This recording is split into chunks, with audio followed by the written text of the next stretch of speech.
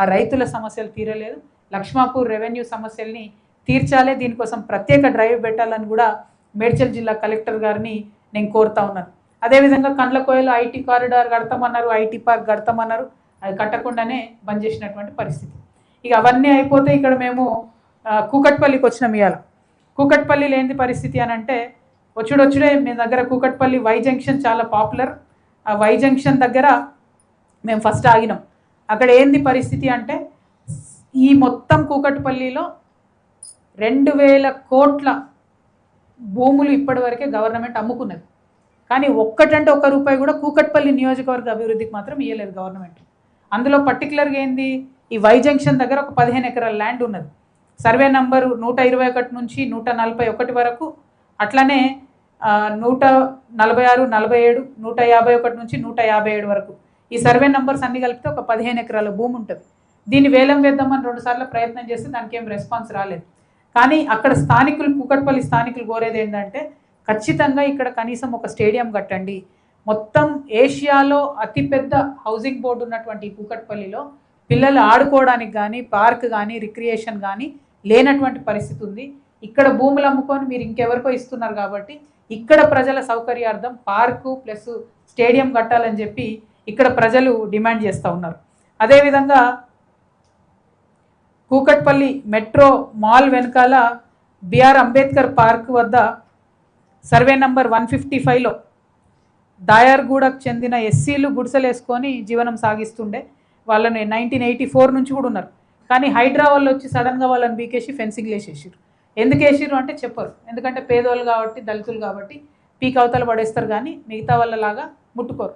ఇదే కూకట్పల్లిలో నేను ఇంకొక ఎగ్జాంపుల్ చెప్తాను మీకు. రంగదాముని చెరువు కట్ట అని ఒకటి ఉంది.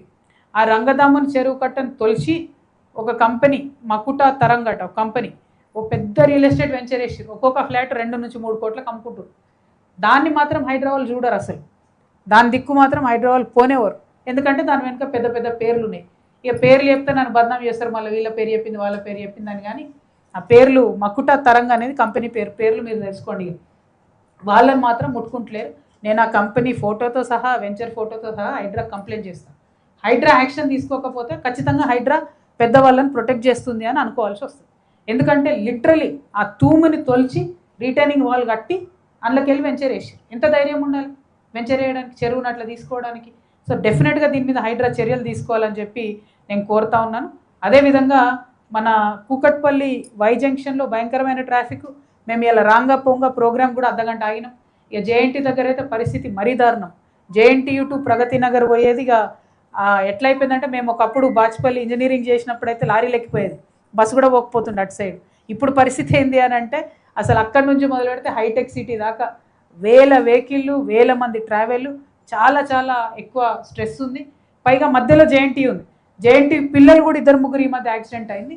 జేఎన్టీ కాలేజ్కి ఏంటంటే పరిస్థితి, అయితే మెట్రో సౌకర్యంగా లేదు, అయితే బస్ స్టాండ్ సౌకర్యంగా లేదు. బస్ స్టాండ్స్ డివైడెడ్ ఉన్నాయి, మెట్రో డివైడెడ్ ఉంది, ఆ పిల్లలు పోలేని పరిస్థితి ఉన్నది. సో ప్రతి ఒక్కరికి కూడా ఇన్కన్వీనియంట్గా జేఎన్టీ సర్కిల్ తయారైంది కాబట్టి దాన్ని మంచిగా చేయాలి, అక్కడ అండర్ పాస్ కావాలని చెప్పి ఒక డిమాండ్ ఉంది. దానికోసం మరి ప్రయత్నం చేయవలసిందిగా కోరుతూ ఉన్నాము. అదేవిధంగా ఇక మన పొలిటికల్గా మరి మీ అందరికీ తెలుసు, ఉప్పలు, మల్కాజ్గిరి, కుత్బులాపూరు, మేడ్చలు, కూకట్పల్లి ఈ నియోజకవర్గాలన్నింటిలో కూడా ఎవరు గెలిచిర్రు? మొత్తం బీటీ బ్యాచ్ గెలిచింది. వాళ్ళు గెలవలే, అందులో వేరే పార్టీలలో గెలిచి, బీటీ బ్యాచ్ అంటే తెలుసు కదా, బంగారు తెలంగాణ బ్యాచ్ అన్నట్టు. యూటీ బ్యాచ్ అంటే ఉద్యమం బ్యాచ్. ఉద్యమం బ్యాచ్ గెలవలే ఎవరు, మొత్తం బీటీ బ్యాచ్ గెలిచిర్రు. గెలిచిన వాళ్ళు అంతా ఇళ్ళకి వచ్చిర్రు అన్నట్టు. ఉప్పల్ నియోజకవర్గంలో మొదలంటే షేర్ సుభాష్ రెడ్డి అన్న, అది మన బేతి సుభాష్ రెడ్డి అన్న గెలిచిండు. కానీ మొన్న కాంగ్రెస్లో గెలిచిన ఉప్పల్ ఆయన కూడా కాంగ్రెస్ మనిషి లక్ష్మారెడ్డి లాస్ట్ మినిట్లో వచ్చి టికెట్ తీసుకొని ఆయన గెలిచి. మల్కాజ్గిరిలో అంటే మన మల్లారెడ్డి గారు అందులో టీడీపీలో గెలిచి ఆయన ఇటు వచ్చి. కుత్బులాపూర్లో వివేక్ గారు కూడా టీడీపీలో గెలిచి ఆయన ఇటే వచ్చి. మేడ్చల్లో కూడా same situation, Kukatpally same situation.